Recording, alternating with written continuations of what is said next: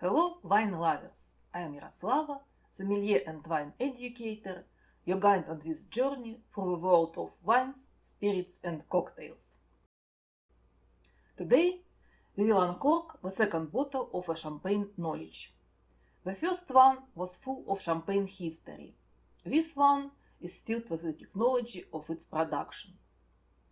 From its 17th century origin to the mid-19th century, champagne making evolved, culminating in the méthode champenoise, also known as traditional method.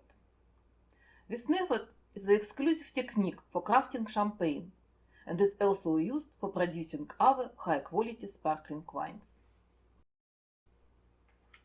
Let's begin with the foundation of any wine, the grapes, as they play a pivotal role in the shaping the taste. While 8 grape varieties are permitted for champagne production, the primary focus typically revolves around 3: 2 reds, Pinot Noir and Pinot Meunier, and 1 white, Chardonnay.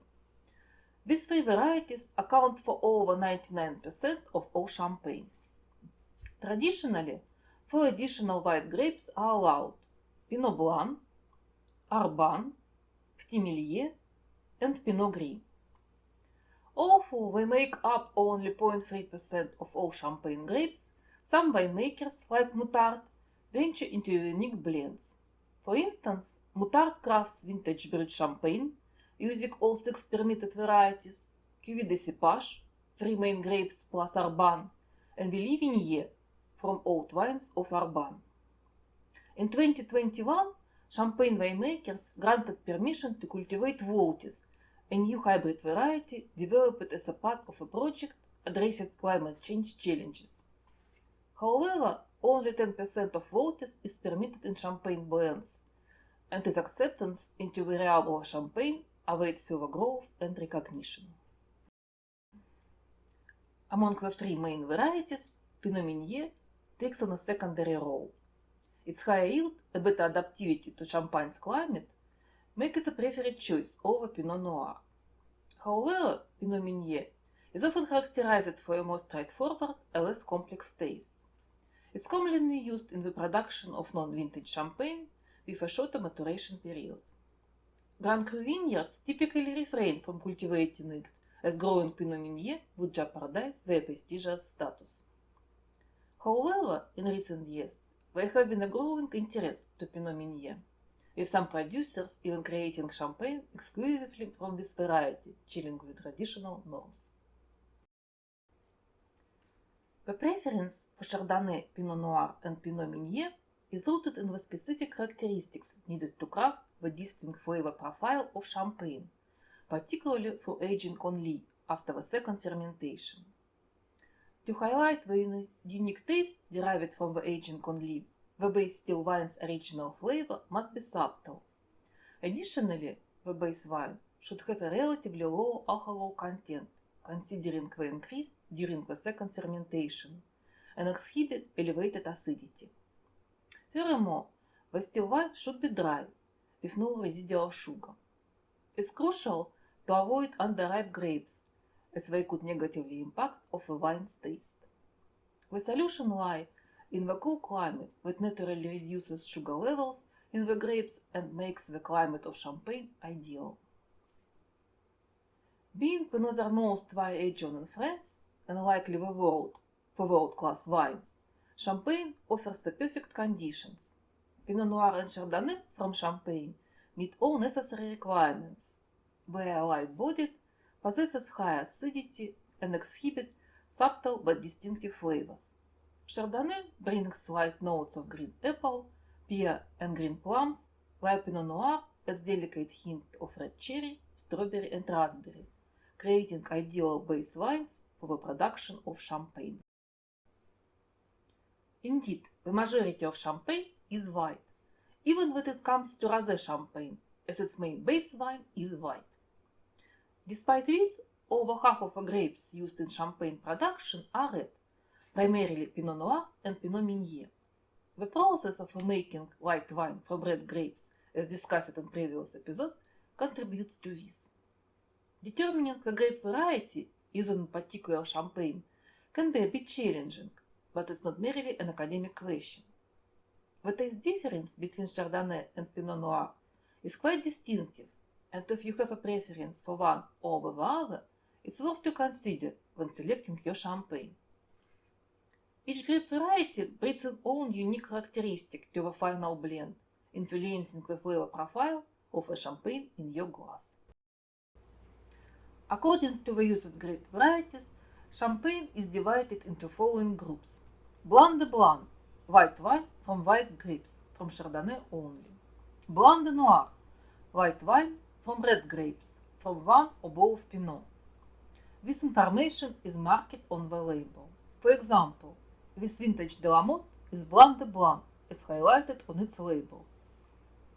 And this Grand Cru Aigri Ourier, Blanc de Noir. If the label does not specify, it's likely a blend of Pinot Noir and Chardonnay, as most champagne are, like with Cru's Grand Cru. The proportion in the blend depends on the producer's preferences. Some producers must show this information on their websites, though it's not always available. Rosé champagne. It can be produced in two main ways. The first method involves keeping the grape must in contact with the skin for several hours, similar to the process for still rosé. However, this technique is rarely used in champagne. The more common method for rosé champagne involves adding a small percentage, 5–20%, of red wine to white wine. This approach, while infrequent for still rosé, is popular for champagne production as it helps control the tannin levels. Example is the rosé of Vauclicot. Let's talk about how champagne is made nowadays. It's a two-step process. First, we make regular still wine. Then, in the second step, we turn this still wine into champagne. To make still wine for champagne, the standard white wine techniques is used, but with extra care. In the initial phase, fully ripe grapes are picked and immediately crushed and pressed. It is essential to harvest a grape at the cool temperature to preserve a delicate aroma, which some growers achieved by harvesting only at nights. Hand harvesting is the only method allowed. Frequently, grapes are pressed right in the vineyards to prevent damage during transportation. The pressing process needs to be exceptionally gentle to avoid damaging the seeds, which contain bitter oils. In the past, wooden cooker presses were used for this purpose, and some traditionalists still use them. It's widely believed that Dom Perignon developed it and introduced the cooker press. However, nowadays, a pneumatic press with inflatable bladder and a hydraulic press with a large metal plate are mostly used. A computer controls the pressure in both, carefully measuring all current conditions to prevent overpressing. Next is the fermentation stage.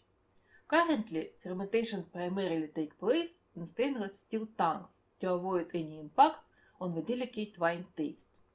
These tanks are refrigerated and there is a controlled system for oxygenation. However, some houses, such as Krug or Bullinger, still opt for traditional oak barrels. These barrels are large and aged, ensuring that the wine does not pick up any oaky notes. The barrel on the photo, crafted by Mercier Champagne houses for the 1889 Paris exposition, is a bit more decorative than usual, but can give you an idea. Fermentation continues until completion, resulting in a complete dry wine. This part of the process takes approximately 5 months. While young wines are ready, not all of them used immediately. Some are aged for several years and employed for balanced cuvee taste, as wine flavors can vary from year to year. Moving on to the blending stage. Crafting the taste of champagne is the art of blending. It involves combining up to 70 wines from the different vineyards and of varying ages to create the cuvee. The cuvee embodies the distinctive style of each champagne house. In Champagne, due to its climate, having a good year does not occur too frequently. However, when it does happen, the winemaker may choose to create a vintage wine. Vintage champagnes exceptionally rare. They were also blend or wines come from the same year, and this is clearly indicated on the label. Vintage wines are aged on the lees up to 15 years, making them expensive, but they don't always represent the pinnacle of a house's wine. And finally, Tete de Cuvée. It is the face of the house. This can be vintage or non-vintage. It is the best blend of the house. Only the best grapes are used for this. Every champagne house had its own Tete de Cuvée, with a specific name and label. For Moët Chandon, the biggest champagne house, Tete de Cuvée is Dom Pérignon. For Veuve Clicquot, it is La Grande Dame. For Boulanger, vintage Grand Tany. For Krug, Gros du Menil, 100% Chardonnay, very rare wine. For Pommery, Cuvée Louise. For Paul Roger, Sir Winston Churchill. Now a reasonable question may arise. Why did the famous old champagne house Paul Roger name it Tete de Cuvée after Sir Winston Churchill?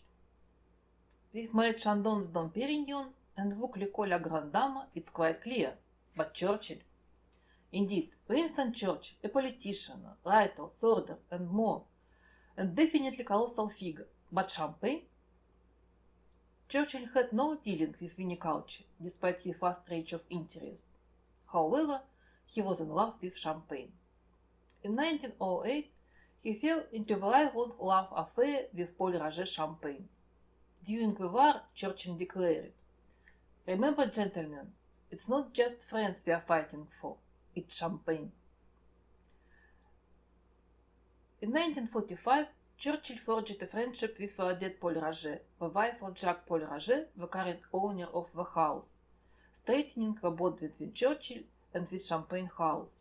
Odette sent him a case of champagne every year for his birthday, but even without it, Churchill had his bottle of Paul Roger almost every day. After Churchill's death in 1965, Paul Roger adorned black borders on the labels of its champagne shipped to the UK, and named a street in Epernay, the unofficial capital of Champagne, after him. 10 years after Churchill's passing, it was decided that the best tribute to him would be creation of a Tete de Cuvée in his name. The first Sir Winston Churchill vintage from the 1965 appeared on the market in 1975. It is a blend of Pinot Noir and Chardonnay, with a strong dominance of Pinot. The exact composition is a secret, although the composition of other cuvée of the house are disclosed.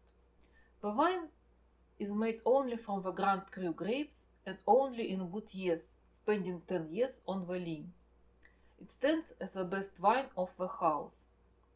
Thus, the cuvée Sir Winston Churchill serves as a house's profound expression of love and loyalty to its wine. Let's revisit the winemaking process. We have cultivated grapes, crafted the base wine, and curated the cuvée. In the next episode, we will delve into the secondary fermentation that transforms our wine into sparkling, explore the sweetness levels of champagne, appreciate the role of Veuve Clicquot in clarity of our wine, and uncover many other fascinating insights. So, stay tuned for more, subscribe to my channel. And now, let's lay a glass of champagne. Santé!